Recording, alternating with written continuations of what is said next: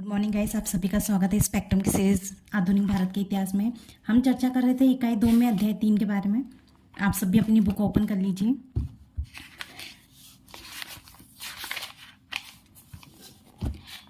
हमने बात की थी भारत में यूरोपीय का आगमन। सबसे पहले कौन आए? पुर्तगाली आए, फिर डच आए, अंग्रेज सबसे शक्तिशाली, फिर फ्रांसीसी। ऐसे क्रम वाइज हम देखते जाएंगे। सबसे पहले हमें पुर्तगालियों के बारे में देखा था। हमने मैप के थ्रू भी जाना था कि किससे पुर्तगाली आए। भारत के पर्सपेक्टिव से पुर्तगाल के प्लेस को देखिए कि यहाँ पर है पुर्तगाली और यहाँ से उन्होंने एक नया मार्ग ढूंढ निकाला था। हम अभी रिविजन कर रहे हैं। आप भी अपनी बुक खोलिए, मीनिंग बिटवीन द लाइन्स पढ़ रहे हैं। तो हमको ध्यान देना होगा कि इंडिया और पुर्तगाल के बीच में कितना डिस्टेंस है। अब क्योंकि यहाँ पे अरब सेशन आ गया था और इटली का एकाधिकार पहले से ही था, तो अब उन्होंने सोचा कि हम एक नया रास्ता ढूंढ लेते हैं। उन्हें लग तो रहा था कि एक नया रास्ता है, पर अभी तक उन्होंने ढूंढा नहीं था। तो 1498 में जो वास्को डी गामा है वो पुर्तगाल का निवासी था। वह यहाँ से आया, फिर यहाँ अफ्रीका के तट पर केप ऑफ गुड होप के थ्रू फिर भारत के कालीकट तट पर पहुंचा। इसकी लोकेशन भी हम आपको बताएंगे। आप अपना पेज नंबर ओपन कर लीजिए 29।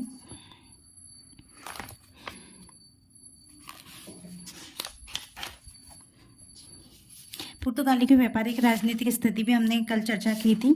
लास्ट वीडियो अगर आपने नहीं देखा हो तो आज ही देख लीजिएगा कि मुगलों के साथ उन्होंने चर्चा की और आखिरकार उन्होंने दोनों ने एक दूसरे पर विश्वास खोया। इसके बारे में भी चर्चा की थी। हुगली पर अधिकार कैसे जमाया, इस पर भी चर्चा की थी। उसके बाद पुर्तगालियों का पतन कैसे हुआ, इस पर ध्यान देना आप कि पुर्तगालियों का पतन कैसे हुआ। उसके पहले आपको ये शॉर्ट्स नोट्स हैं। हमने आपको लास्ट वीडियो में एक एक के बारे में डिस्क्रिप्शन दिया है। सबसे पहले भारत में पुर्तगाली आए, 1498 में वास्को डी गामा आया, ठीक है। फिर 1501 में व्यापार का राजा वक्त बोल दिया। किसने? पुर्तगाल के राजा ने कि हम दक्षिण पूर्व एशिया और भारत के राजा हैं। इसके बाद 1505 से पुर्तगाल ने भारत में गवर्नर भेजना स्टार्ट किए। सबसे पहले कौन आया? Francisco de Almeida. ये हमने पहले भी चर्चा की थी इस बुक के माध्यम से। देखिए, आप जाके वीडियो देख लीजिएगा। अभी हम सिर्फ रिवीजन शॉर्ट नोट्स के जरिए आपको बता रहे हैं। Francisco de Almeida. फिर अल्फांसो डी अल्बुर्क, जो कि बहुत इंपॉर्टेंट है, 1509 में आया, ठीक है। यही एक वास्तविक संस्थापक था। इन्होंने सोच रखा था अल्बुर्क ने कि जब तक मैं जीऊंगा, जब तक कि पुर्तगाल का स्थायी रूप से एकाधिकार प्राप्त न कर ले, तो इसलिए इसे वास्तविक संस्थापक भी माना जाता है। और उन्होंने गोवा भी छीना। गोवा किससे छीना? बीजापुर। ये आगे हम लोकेशन डिस्कस करेंगे। उसके बाद कब छीना उसने? 1510 में। फिर विवाह की नीति भी अपनाई। हिंदू महिलाओं के साथ विवाह किया ताकि उन्हें और व्यापार करने में आसानी हो।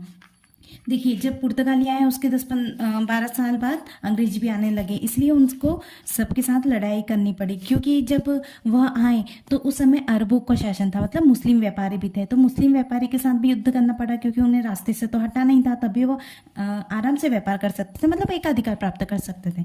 इसलिए वहाँ पे उस अंग्रेजी भी आने स्टार्ट हो गए थे, क्योंकि अब तो रास्ता पता चल गया था। अब तो सभी को क्रम वाइज आना ही था। तो अंग्रेजों द्वारा क्या हुआ? पुर्तगाली परास्त हो गए। कहाँ?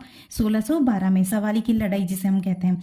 फिर 17वीं शताब्दी के आरंभ से पतन शुरू होने लगा। ये ध्यान देना, 17वीं शताब्दी मतलब 1601 से 1700 के बीच को हम 17वीं शताब्दी के बाद कहते हैं।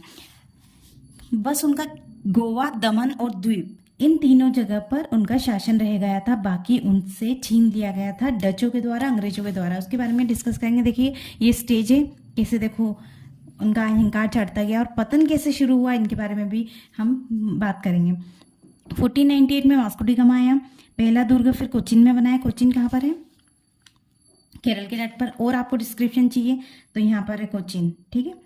ये जो डिस्ट्रिक्ट है एर्नाकुलम, इसमें ही कोचीन है, ठीक है। तो कोचीन में पहला दुर्ग बनाया। दूसरा दुर्ग कन्नूर में 1505 में। कन्नूर कहाँ पर है? देखिए, ये कन्नूर है। कन्नूर एक डिस्ट्रिक्ट है केरला की। ये केरल स्टेट है। ये जो सदर्न इंडिया है, यहाँ पर केरल है। तो केरल का अगर फोकस करेंगे तो हमें ये मैप मिलता है, ठीक है। तो यहाँ पर कालीकट है, यहाँ कोचीन है, ये कन्नूर है। ये तीनों जो लोकेशन है बहुत इंपॉर्टेंट है। उसके बाद जो गुजरात है, मतलब इसको शॉर्ट फॉर्म में लिखा है, आप इसको फुल में लिखिएगा। गुजरात और मिस्र को पराजित किया है, क्योंकि जब पुर्तगाल आए तो गुजरात के जो शासक थे उसके बारे में भी हमने लास्ट वीडियो में चर्चा की। ये शॉर्ट नोट्स रिवीजन कह सकते हैं कि हम रिवीजन बता रहे हैं, ठीक है। तो गुजरात और जो मिस्र को पराजित किसने किया? अल्मेडा ने। आपको मैंने पहले भी बताया कि सबसे पहले जो गवर्नर था वो फ्रांसिस्को डी अल्मेडा था, जो 1505 से 1509 के बीच आया था। बीच मतलब उसका टाइम पीरियड था, ठीक है। तो जब अल्मेडा ने उनको पराजित कर दिया 1509 में, फिर अल्ब्रुक 1509 में गवर्नर बनकर आया, तो उसने गोवा जीत लिया। किससे गोवा जीता था उसने? देखिए, तो जिस समय ये पुर्तगाल आए थे, यहाँ जो सदर्न इंडिया की बात चल रही है, क्योंकि वो सदर्न इंडिया तक ही सीमित थे पुर्तगाल। धीरे धीरे उन्हें एक्सपांड किया यहाँ पर।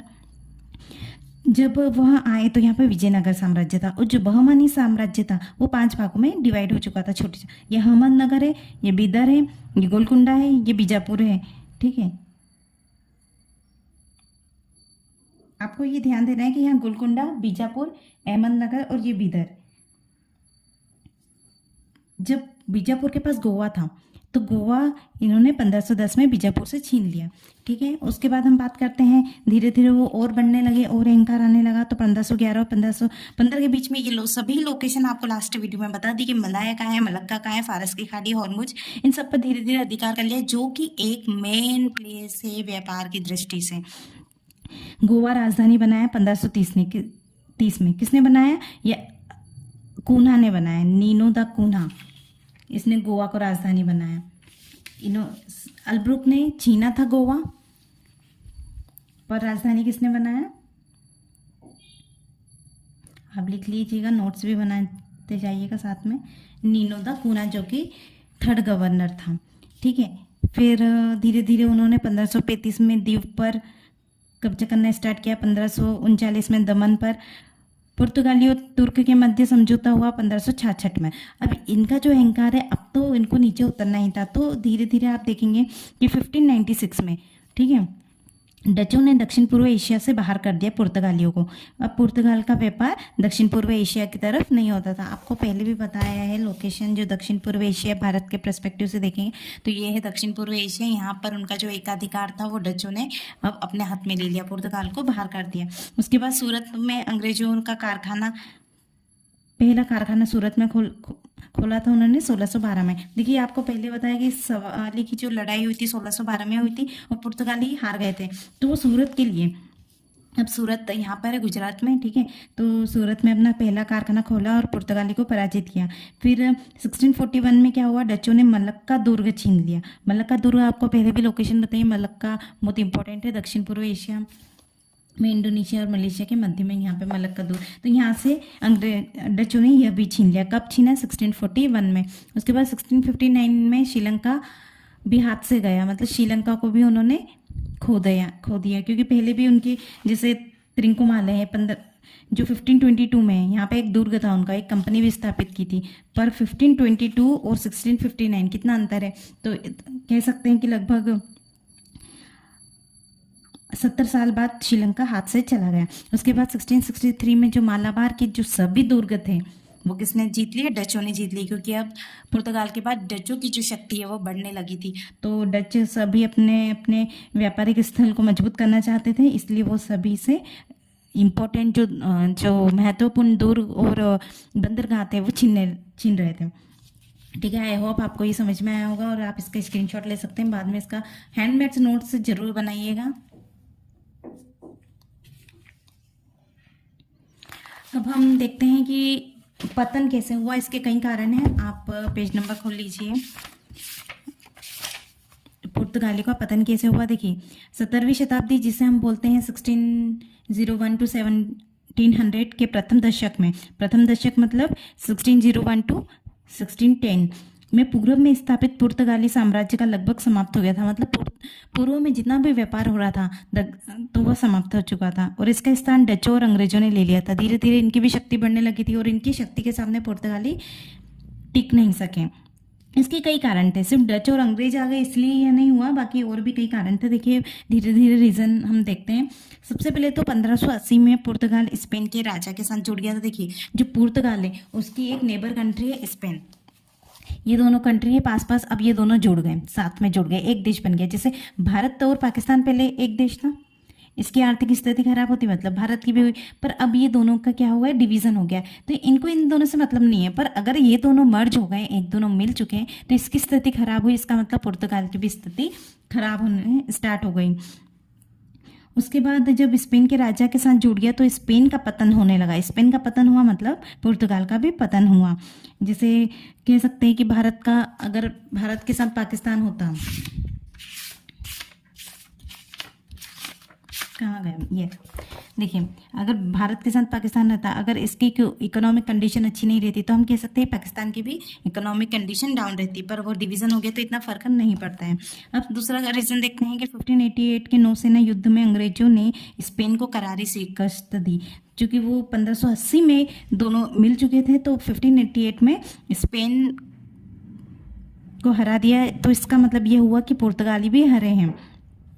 तो जब अंग्रेजों ने स्पेन को हराया, इसका मतलब यह है कि उनकी जो नौसैनिक शक्ति थी वो भी पूरी तरह क्षीण हो गई थी। उसके बाद पुर्तगाली के अंदरूनी मामले में ने उसकी शक्ति कमजोर की, क्योंकि वो स्पेन के साथ जुड़ गया है, उसको भाई बना लिया है, तो अगर उसका पतन हुआ तो उसका पतन भी निश्चित है। तो अंदरूनी मामले में भी उसकी शक्ति कमजोर होने लगी थी। अंदरूनी मामला कह सकते हैं कि जैसे कोई शासक है वो ज़्यादा दखल दे रहा है व्यापार में, तो अगर कोई व्यापार में दखल देता है तो उसकी शक्ति क्या है, वो थोड़ी कमज़ोर होती है कि वो अपने हिसाब से रूल बनाता है, अपने हिसाब से पूरी व्यापारिक मतलब अपने खुद के द्वारा अपॉइंट किया हुआ कोई जो कंपनी का कह सकते हैं कि कंपनी को जो देखभाल करता है वो शासक नियुक्त करता था, तो ये अंदरूनी मामलों में दखल देता था। तो इस कारण भी उनकी शक्ति दिन पे दिन कम होने लगी थी। अब समाज में कुलीन वर्ग का प्रभुत्व था, जो अमीर लोग हैं, और व्यापारी का इतना सामाजिक प्रभाव नहीं था। तो क्या हुआ कि वे राज्य को अपने हितों की पूर्ति के लिए प्रभावित कर सकें, क्योंकि अमीर वर्ग का ज़्यादा प्रभाव था। पर क्या है कि जो व्यापार है वो व्यापारी के हाथ में चलता है, पर उनका प्रभाव ही नहीं था, तो इससे उनकी शक्ति और कमज़ोर होने लगी थी। पुर्तगाल का सम्राट निरंकुश था। निरंकुश मतलब ध्यान नहीं देता था क्या चल रहा है व्यापार में। अगर वो इतना अटेंटिव रहता, इतना कह सकते हैं कि जो व्यापार के एक एक नियम जो उनके लिए लाभदायक हो उनके बारे में सोचता, तो वह शायद व्यापार फलता फूलता। पर निरंकुश था, इतना ध्यान नहीं देता था कि क्या हमारे लिए अच्छा होगा क्या।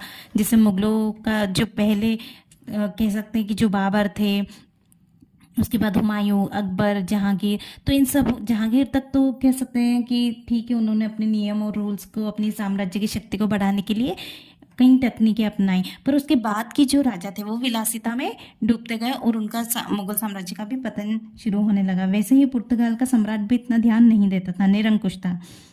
धर्म के मामले में पुर्तगाली असहिष्णु एवं धर्मांध थे। इसका मतलब ये है कि वह थोड़ा ये भी था कि ईसाई मत को लेकर बहुत ज़्यादा सीरियस थे। उन्होंने जब व्यापार के लिए आए तो उनका एक और मकसद यह भी था कि जितने भी यहाँ पे मुस्लिम हैं और हिंदू हैं, तो क्यों ना हम इनको ईसाई के धर्म में परिवर्तित कर दें। और उन्होंने कई बार अकबर से इस बारे में चर्चा भी की ताकि अकबर ईसाई धर्म को अपना ले, और जब अकबर अपनाएगा तो उनकी प्रजा खुद ब खुद ईसाई धर्म को अपनाएगी। पर वह अकबर भी चालाक था, इतनी जल्दी इनके बातों में आने वाला नहीं था। तो कई स्थानों पर उन्होंने लोगों की जबरन धर्म परिवर्तन भी कराया, मतलब उन पर फोर्स किया लोगों को कि आप ईसाई मत को अपनाएं। तो यह भी एक कारण रहा है पतन का कि लोगों ने इसका विरोध किया। फितोरिया जो इम्पोर्टेंट प्लेस थी पुर्तगाल के लिए कि हम सभी पुर्तगालियों को यहाँ से मदद देंगे, इसको हम फितोरिया कहते हैं।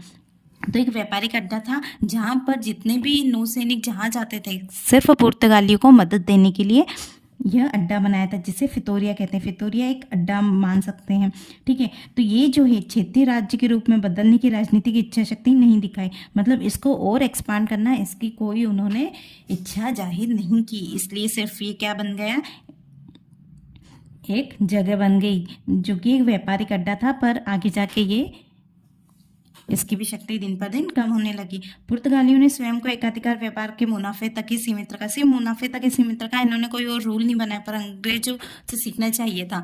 देखिए अंग्रेजों ने जो अपनी टेक्निक अपनाई सिर्फ मुनाफे के लिए नहीं अपनाई, उन्होंने कुछ रूल्स मतलब बहुत ही चालाकी से, आगे हम उसके बारे में डिस्कस करेंगे कैसे उन्होंने टैक्स को वसूल किया, कैसे दिन पर दिन उन्होंने अपनी चालाकी से लोगों पर शासन करना शुरू किया, ठीक है। तो ये क्या हुआ कि इन्होंने सिर्फ मुनाफे तक ही अपने आप को सीमित रखा कि हमसे मुनाफे के लिए यहाँ पे व्यापार कर रहे हैं, यहाँ पे एक अधिकार जो है व्यापार पर मुनाफे तक ही उन्होंने सीमित रखा।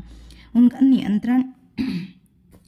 नियंत्रण कुछ क्षेत्रों जैसे उत्तरी Africa, Diu Daman, Goa, Timor, Macau तक ही सीमित रह गए। ये कुछ इंपॉर्टेंट जगह हैं, भारत में भी दीव दमन गोवा आते हैं, तो इन तक ही सीमित रह गए। जैसे कि आपको नोट्स में भी बताया कि इनका गोवा, दमन और दीव तक सीमित रह गए 17वीं शताब्दी के आरंभ। उसके बाद इन्होंने भारतीय शासकों एवं जनता के प्रति धार्मिक असहिष्णुता, मतलब इन्होंने क्या किया कि जो शासक और वहाँ की जनता है उनको प्रेम भाव से नहीं लिया, उन पर एक अत्याचार जैसे कह सकते हैं कि धर्म परिवर्तन के लिए उन्होंने बहुत फोर्स किया, उनकी भावना को ध्यान नहीं रखा। अगर सामने वाले की वो भावना को ध्यान में रखते हैं और कुछ बातचीत स्टार्ट करते हैं तो शायद वह आगे और भारत में व्यापार कर सकते थे, पर उन्होंने धार्मिक असहिष्णुता दिखाई। उन्होंने डकैती और लूटमार की अपनी नीति का भाग बनाया। जैसे उन्होंने जो रूल बनाए तो उनमें उन्होंने ये बताया कि डकैती और लूटमार आप कर सकते हैं, पर डकैती और लूटमार ज़्यादा दिनों तक नहीं चलती, इनका विरोध होता रहा है। तो अंग्रेज जहाज हो या फिर कोई हिंदू भी हम भारत का भी कोई जहाज होता तो उनका भी लूटमार वह बचाते, जो लूटमार है वो करते थे। इसलिए उन्होंने कॉटेज नीति अपनाई थी। जैसे कि हमने लास्ट वीडियो में देखा था कि कॉटेज रणनीति उनकी क्या थी, पास देते थे तभी वो व्यापार कर सकते थे। ऐसा लास्ट वीडियो में हमने चर्चा की थी कि देखिए जो डकैती और लूटमार है उनकी नीति का भाग बन गया था। अब जो डकैती और लूटमार उन जहाज़ों पर नहीं करते थे जिनके पास पुर्तगालियों का पास था, इसको कॉटेज व्यवस्था कहते हैं। अब नेक्स्ट पॉइंट देखिए, उन्होंने डच और अन्य यूरोपीय व्यापारिक शक्तियों से संघर्ष करना पड़ा। देखिए अब उन्होंने नया रास्ता ढूंढ निकाला था। अब जब नया रास्ता ढूंढ निकाला था तो उन्होंने इस टर्न यहाँ से आए थे, वो तो सिर्फ पुर्तगाली नहीं आए थे और भी कई जो नेबर कंट्री वो धीरे धीरे आने लगी थी। जैसे डच आने लगे थे, अंग्रेज आने लगे थे, फ्रांस भी पास में ही है, स्पेन के ऊपर फ्रांस है, तो ये भी आने लगे थे क्योंकि उन्हें भी लाभ अर्जित करना था। तो अन्य यूरोपीय शक्तियाँ के सामने ये टिक नहीं सकी। इनका ये भी कारण था कि वो धीरे धीरे पतन की स्थिति में आ गए थे। नेक्स्ट देखते हैं, वास्तव में पुर्तगाली आर्थिक और राजनीतिक रूप से दूसरी पश्चिमी शक्तियों से प्रतिस्पर्धा करने में असक्षम थे। देखिए जो दूसरी यूरोपीय शक्ति आ रही थी उनके पास नई नई प्रौद्योगिकी थी, नई नए जहाज थे, तो उनके सामने ये टिक नहीं सके। अगर कुछ नया रहता है ना किसी सामने वाली पार्टी के पास, तो आप उनके सामने टिक नहीं सकते क्योंकि उनके पास नई टेक्नोलॉजी और वो आसानी से आपको पराजित कर सकते हैं। अब एक और कारण यह भी था इम्पोर्टेंट कि उन्होंने ब्राज़ील का खोज कर ली थी। अब ब्राज़ील पे वो ध्यान देने लगे थे बजाय भारत के, उनसे ज़्यादा मुनाफा होने लगा था तो उनका ध्यान भारत की तरफ कम हो गया, इसलिए उनका पतन, ये भी एक रीज़न हो सकता है। ठीक है, पुर्तगाल में उनको उद्योग धंधे अधिक विकसित नहीं हो पाए। देखिए कभी कभी बिजनेस चल जाता है, कभी कभी नहीं चलता है, वैसे ही उन्हें भारत में इतना उद्योग और धंधे नहीं चल पाए थे और वे वितरक के रूप में व्यापार करते रहे थे, मतलब डिस्ट्रीब्यूटर्स, जो अलग अलग फैले हुए यूनिटी के साथ उन्होंने काम नहीं किया। पुर्तगाली व्यापारियों पर पुर्तगाली राजा का अत्यधिक नियंत्रण था। ये ध्यान देना है कि जब राजा का नियंत्रण ज़्यादा हो, हस्तक्षेप हो ज़्यादा करे तो इतना व्यापार सक्सेसफुल नहीं हो पाता। तो जो पुर्तगाली व्यापारी अगर चलाते हैं, अपने रूल्स बनाते, तो शायद उनके अकॉर्डिंग ज़्यादा सक्सेसफुल होता व्यापार। पर पुर्तगाली राजा क्या है, उन पर अत्यधिक नियम थोप रहा था जिससे व्यापारी ठीक तरीके से व्यापार नहीं कर पा रहे थे, इसलिए उनका पतन शुरू हो गया। अब हम नेक्स्ट वीडियो में डच के बारे में चर्चा करेंगे, डच कैसे आए और उन्होंने अपनी कैसे रणनीति से बढ़ते गए। ओके, धन्यवाद।